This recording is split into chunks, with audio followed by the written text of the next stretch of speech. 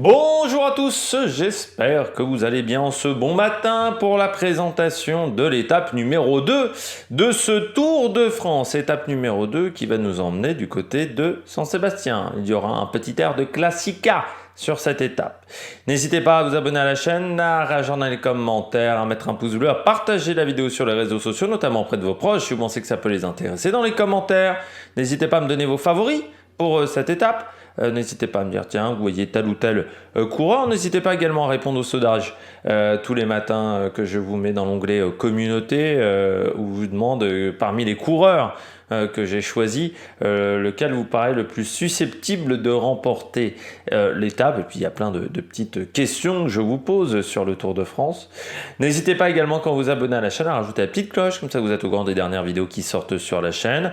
N'hésitez pas également à aller voir EPS 2.0. Si vous avez les moyens et que vous voulez soutenir la chaîne, EPS 2.0, c'est sur les plateformes de podcast, Deezer, Amazon, Spotify, Google. Si vous voulez soutenir la chaîne et que vous en avez les moyens, vous pouvez faire un super thanks. Et puis, vous pouvez également aller voir TikTok et vous abonner à TikTok avec du contenu un peu plus court et qui arrive un peu plus rapidement aussi. Ça, c'est l'avantage. Répétition de la Classica San Sebastián. Enfin, avec un final similaire. C'est un peu différent quand même de la Classica San Sébastien. C'est quand même beaucoup moins dur que la Classica San Sébastien. Une étape pour les punchers, pour les sprinters punchers. Les leaders vont-ils prendre des risques aussitôt dans la course? Jessica Bell, c'est dur, mais est-ce que c'est suffisamment dur? Ça demande également de prendre le maillot jaune assez tôt. Est-ce qu'on ne va pas attendre quand même d'autres étapes pour vraiment faire la différence? C'est l'étape la plus longue de ce Tour de France, 210 km. On a eu des étapes plus longues de Tour de France, un peu plus péchues quand même. Et la dernière difficulté, allez, une quinzaine de kilomètres de l'arrivée, on a le temps de se réunir quand même après cette dernière difficulté. Mais tout dépendra de la bagarre pour les bonifications en haut de Jessica Bell. Est-ce que des coureurs tenteront vraiment de faire la différence sur cette dernière montée? Ou est-ce que chez Jessica Bell, pardon, j'arrive jamais à dire le nom de cette montée, vous allez voir, je vais fourcher plein de fois.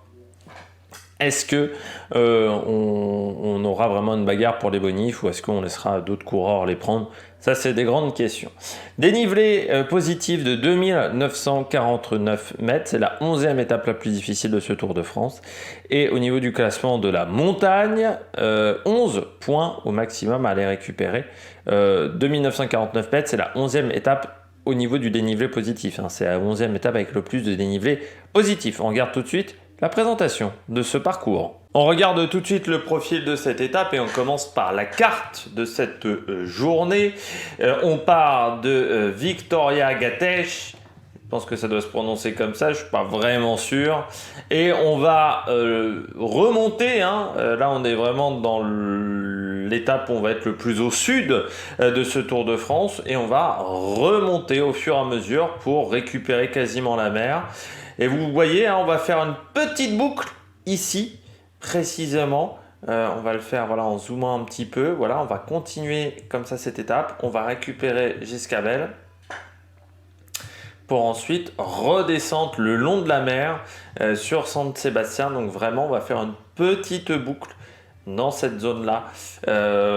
Et on repassera demain aussi à San Sébastien. Non, on va passer deux fois par cette ville, c'est un peu comme Guernica, mais à la différence c'est que ça ne sera pas dans la même étape, ça sera dans deux étapes différentes. On regarde tout de suite le profil, donc on parle de Vitoria-Gasteiz, encore une fois je vous rappelle j'ai fait allemand LV2, vers San Sébastien. Première partie de journée assez plate, sur ces 50 premiers kilomètres, avec notamment le sprint intermédiaire du côté de Legutio. Est-ce qu'on aura une bagarre pour les points du maillot vert lors de ce sprint intermédiaire? Moi, je pense que l'échappée sera déjà sortie à ce moment-là. Surtout que l'étape, c'est la plus longue étape de ce Tour de France avec 210 km seulement, j'ai envie de dire, pour une plus longue étape.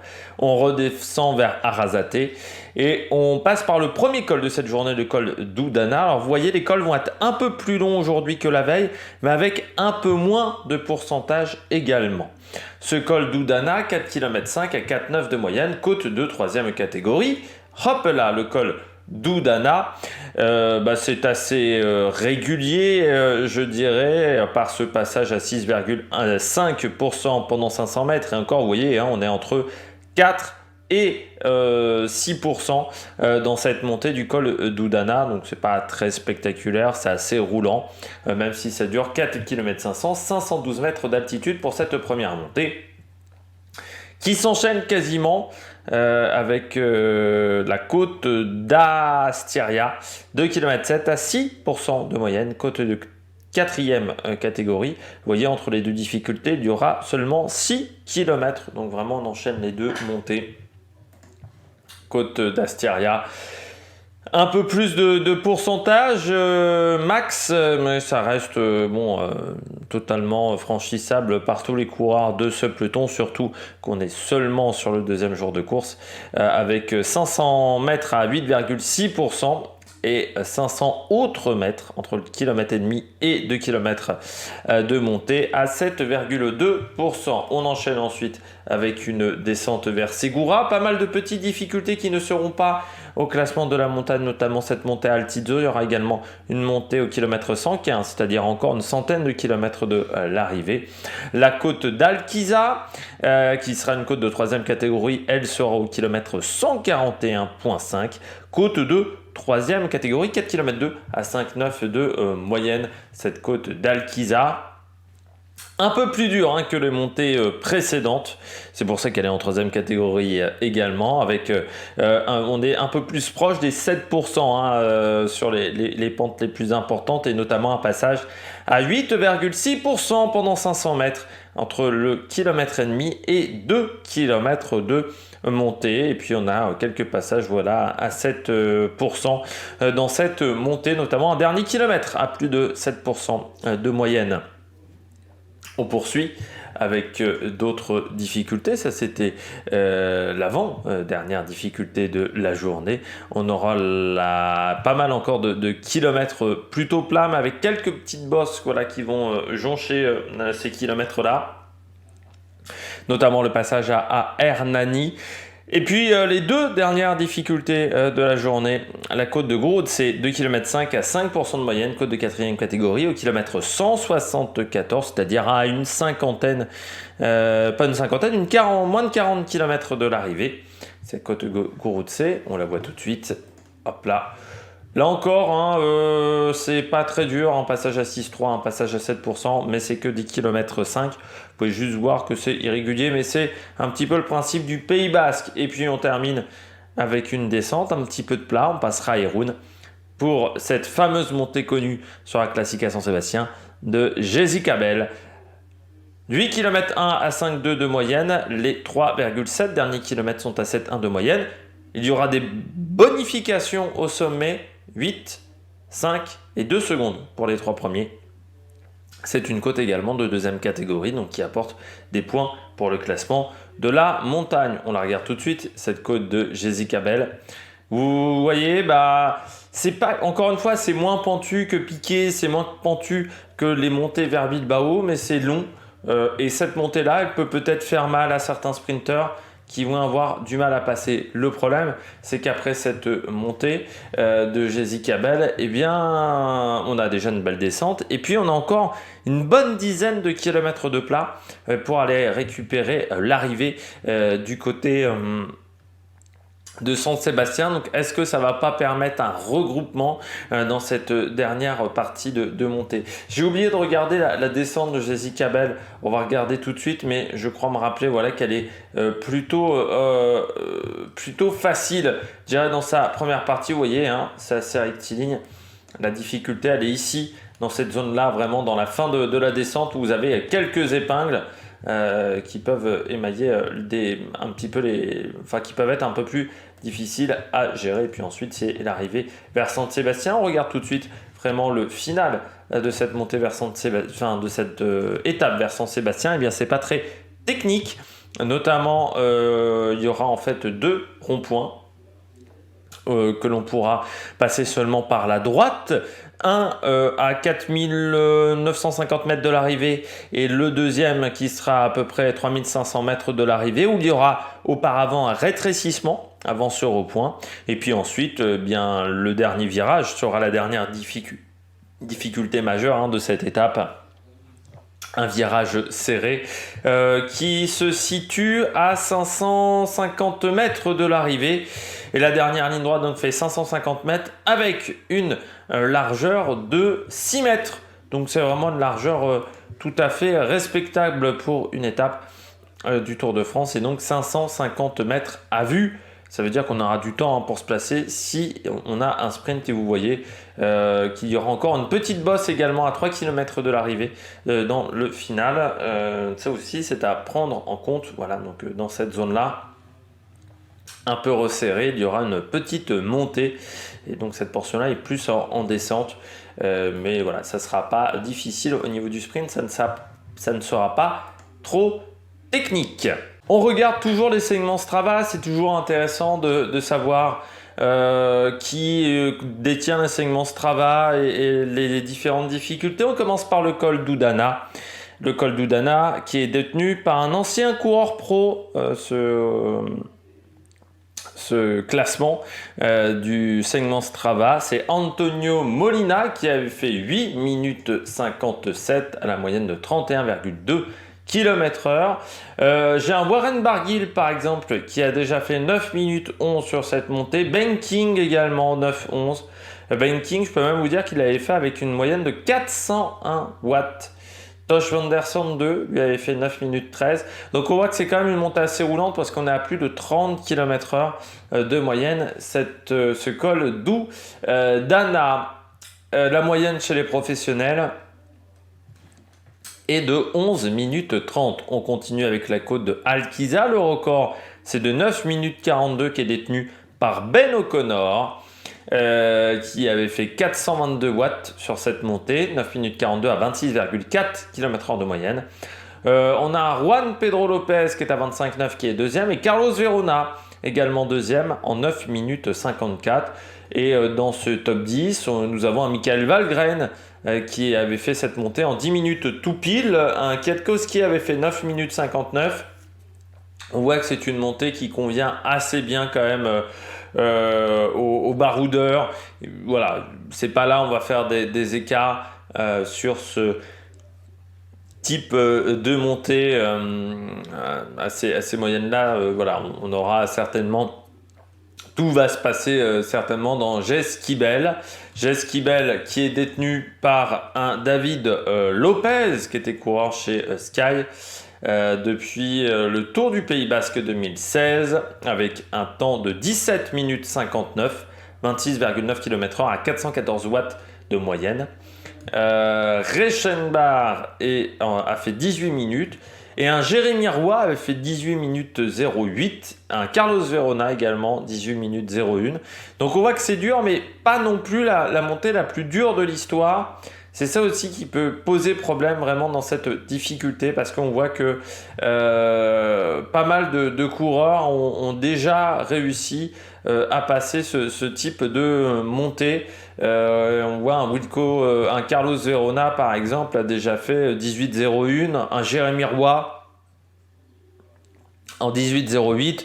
J'ai rien contre Jérémy Roy, mais c'était quand même pas le plus grand grimpeur de l'histoire, donc ça va pas être si facile que ça de faire des écarts dans cette montée. La rubrique histoire de cette étape, et on va revenir sur la Classica San Sebastián de 2022. Alors je suis pas revenu sur le départ du Tour qui avait lieu en 92. J'avais pas tant de choses à dire que ça. Le parcours de cette Classica San Sebastián, puis j'avais envie de revenir sur Remco Evenepoel qui n'est pas présent au départ de ce Tour de France. Le parcours est plus difficile que pour l'étape du jour avec 6 côtes au programme. Les 3 dernières sont Jesquibel, suivi de la côte de Herletz, 3 km 8 à une moyenne de 10,6% à 43 km du terme, et le mur de Mourguil-Tontora, 2 km 1 à une moyenne de 10,1% à 8 km de l'arrivée. On retrouve au départ les très bons coureurs du Tour de France 2022, comme David Gaudu, les très bons punchers, également comme Alberto Bettiol ou encore Remco Evenepoel qui lui se prépare pour le Tour d'Espagne. La première échappée ne met pas beaucoup de temps avant de se former, les courageux ne sont pas très nombreux à vouloir s'isoler en tête de course. Après 6 km, l'échappée matinale sort, elle est composée de 8 coureurs. Théo Delacroix d'Intermarché ou Antigobert Matériaux, Manuel Boiro de Astana, eBay Azurmendi de Euskadi Euskadi, Oscar Cabedo de la Burgos BH, Fabien Grelier pour la Total Energy, Eugenio Sanchez pour l'équipe Okern Pharma, et puis un duo pour la DSM avec Casper Pedersen et Martin Tusveld. Derrière, on continue d'attaquer et un 9e coureur rejoint le groupe de tête, c'est John Baranechea de la Cara Rural. Devant, les coureurs des équipes continentales non s'est échappé se battent pour le classement de la montagne de cette épreuve. L'échappée ne va jamais avoir beaucoup d'avance. Le peloton contrôle complètement leur avancée et à 92 km de l'arrivée, les hommes de tête possèdent 1 minute 27 d'avance sur le peloton, avec Baranechea qui est sorti à contre-temps et repris par le peloton avant la montée de Skibel qui lance la dernière partie de course. L'équipe Quick-Step emmène le peloton sur un grand rythme. Evenepoel est motivé pour sa course de reprise. Azurmendi et Boiro dans l'échappée décident d'attaquer pour retarder le retour du peloton, mais ils ne vont pas résister très longtemps et surprise à l'arrière du peloton, Pogačar est lâché et il décide d'abandonner la course dans la descente. Mohoric fait parler ses talents de descendeur pour s'isoler, alors que la journée noire continue pour UAE avec la chute de Joao Almeida. Mohoric rentre dans le rang à la fin de la descente et on arrive dans la montée de Herletz. Il ne reste plus grand monde dans le peloton à cause du rythme de la Quick-Step. Mais Remco Evenepoel n'a plus beaucoup d'équipiers. Soit il est obligé d'attendre qu'une autre équipe travaille, soit il va être obligé d'attaquer. Il lui reste seulement James Knox qui roule en tête du peloton. Eh bien, le Belge va décider de partir et d'attaquer. Il est suivi par Simon Yates de Bike Exchange. Derrière, Sivakov tente de revenir en lissant son effort. Mais à 44 km de l'arrivée, Remco Evenepoel en remet une couche et Simon Yates ne peut rien faire. Il craque complètement et Sivakov, qui n'avait pas réussi à re-rentrer, est définitivement distancé. Dans la descente, les poursuivants se rejoignent et derrière Remco Evenepoel, on retrouve un duo de Ineos avec Rodriguez et Sivakov et encore derrière Yates, Mollema et Benoot. Mais ils ont déjà 1 minute de retard sur Remco Evenepoel. On se trouve maintenant dans le final avec le mur terrible de Mourguil. La grande question, c'est qu'est-ce que Remco Evenepoel va-t-il tenir dans cette montée ? Bon, on va pas avoir beaucoup de suspense, le Belge garde un excellent coup de pédale. Bon, on rappelle quand même que c'est un spécialiste du chrono et qu'il sait donc parfaitement gérer son effort. Yates est lâché par ses camarades néerlandais et Rodriguez n'arrive plus à suivre Sivakov. Evenepoel s'impose avec ce grand numéro, comme lors de Liège-Bastogne-Liège 2022. Sivakov prend la 2e place, ce qui est de bon augure avant le Tour de Burgos, et Tige Benoot termine 3e. On revient sur le cycliste du jour. Le cycliste de cette journée, c'est Mikel Astarloza, professionnel entre 2002 et 2012. Il est né à San Sébastien. Mikel Astarloza, qui est resté pendant très longtemps chez Euskaltel. Il avait commencé de manière assez surprenante chez AG2R pour un basque, parce qu'à l'époque, les basques espagnols, ils commençaient tous chez Euskaltel. C'était un petit peu une tradition. Et lui, il avait commencé chez AG2R pour une raison extrêmement simple. Il avait rejoint son cousin Inigo Chauro, le coureur d'AG2R, qui lui avait commencé chez Euskaltel avant de rejoindre AG2R. Vainqueur du Tour du Down Under 2003, ce qui reste sa seule victoire à son palmarès. Il est suspendu pour dopage entre 2009 et 2011. Alors lui, il a toujours clamé son innocence, ce qui fait qu'il avait techniquement remporté une étape du Tour de France 2009 devant le poulidor des étapes dans les années 2000, Sandy Cazard, mais c'est Sandy Cazard qui récupérera la victoire d'étape. Il avait également terminé à la 11e place de ce Tour de France, mais il est déclassé. 9e en 2007 également. Toujours présent sur les courses d'une semaine, un peu plus en difficulté sur les courses de 3 semaines. C'est un coureur qui était un peu comme Ion Izagirre, c'est-à-dire très souvent là dans les top 5, les top 6 des courses d'une semaine, mais un peu plus en difficulté sur les courses par étapes de 3 semaines. Mikel Astarloza. Du côté de la météo, au niveau du ciel, c'est nuageux. Un petit risque de pluie en fin de journée vers Saint-Sébastien. Température entre 20 et 22 degrés. Et le vent qui sera quand même plutôt de face, 3/4 face, entre 15 et 20 km/h. Donc il devrait plutôt ralentir les coureurs. Il ne devrait pas poser de problème. Même dans la face, dans la petite boucle autour de Saint-Sébastien. Et ça veut dire qu'il y a quand même de grandes chances pour qu'on n'attaque pas très fort dans la montée de Jessica Bell et qu'on attende en fait tout simplement un regroupement dans le final de cette étape du côté de la stratégie. Échappée, je dirais moins nombreuse que la veille, 3 à 4 coureurs.